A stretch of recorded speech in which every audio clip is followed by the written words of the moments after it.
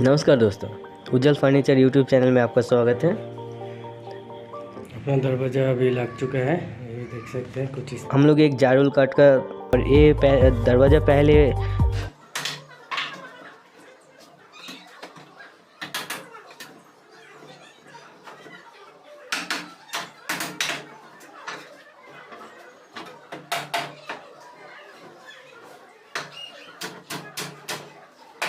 ये अपने वाला दिमाग से दरवाजा सोच के जो बनाए हैं। कैसा दरवाजा बन रहा है ये डिज़ाइन, वीडियो को लास्ट तक देखिए। सीधा आप मुझे फेसबुक में भी फॉलो कर सकते हैं, वहाँ पे भी आते रहते हैं। ये डिज़ाइन कैसे बना, अच्छा लगे तो वीडियो को लाइक करें, शेयर करें। और मैं